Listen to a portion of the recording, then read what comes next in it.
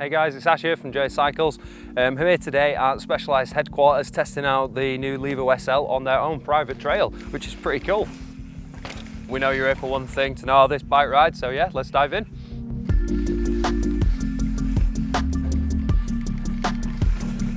Specialized have created something quite special here. They really have brought the new Levo SL into the current age of moving forward with geometry. You've got different sizing, different standovers, and it leads to just being an all-round beast of a bike. So as you'll notice, the big sidearm is now no longer there. It isn't needed. They realised that the stiffness didn't need to be in that area, and it has given a much more progressive feel to this bike. I've only had a short time on it, but I've been managing to kick this thing's head into corners. It holds stable, it holds true. Coming off ellipse jumps, this thing just pops like a beast. I'm definitely in love with it. It's an absolute machine.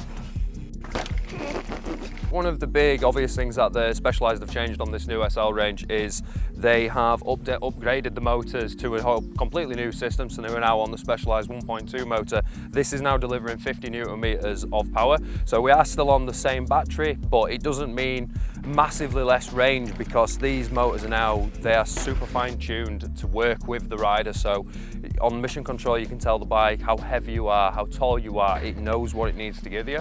So as I'm pedaling this thing back up the trails, it isn't trying to dive out from underneath me, but it's also not leaving me on my own to pedal the bike. It is taking me to the top, just as intended. I'm a real firm believer in the SL range of these bikes feel like normal bikes to ride. So if you like kicking them around, you like doing jumps, you like doing tricks, they are there for that. They really do respond to a rider very well.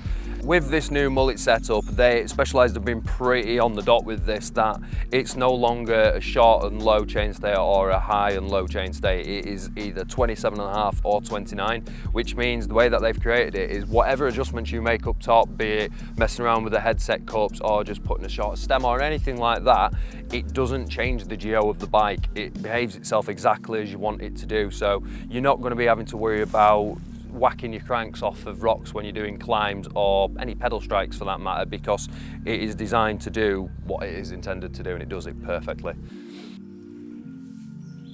For you guys with the keen eyes, you will have noticed this bike has got the current generation SRAM XX wireless derailleur on there. With this new wireless transmission being directly bolted to your bike, everything feels super stiff. This allows you, when you're on climbs, you can really shift under load. You can just keep hammering through those gears and get to the top. It just means while you're out and about, there's one less thing to think about. You're not thinking, oh no, my expensive derailleur, am I going to break it? You just shift, and it shifts. It does exactly what you tell it to.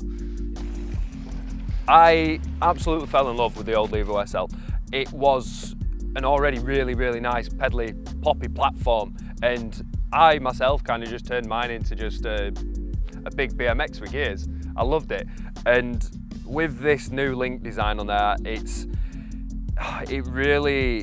connects with me on a way that I like of a bike. So if you've come from a free ride background, you come from BMX, you want something to be poppy and just stiff in all the right areas and just give you feedback of whatever you're doing to it. This bike has done that for me today. Like, I've tried to hurt this thing and it's not let me down. It just keeps going, it's awesome. You went fast enough. The only thing I haven't really been able to get to grips with today would be obviously spending a lot of time in the saddle, doing some big climbs, doing some big descents, but when you can just feel how a bike is going to be, and I know for a fact I could get on this and I'd just keep going all day long. It's super comfy. It just puts a smile on your face while you're riding it, and that for me is what really matters. I enjoy riding this bike. That's my thoughts on this bike, but more importantly, what do you guys think? Let us know down in the comments. I'm now going to go ride back over to the Specialized headquarters. I'm going to go grill one of the guys to get a proper in-depth tech dive of this bike, so click here for that video. And as always, thank you guys. Don't forget to like and subscribe. We'll see you next time.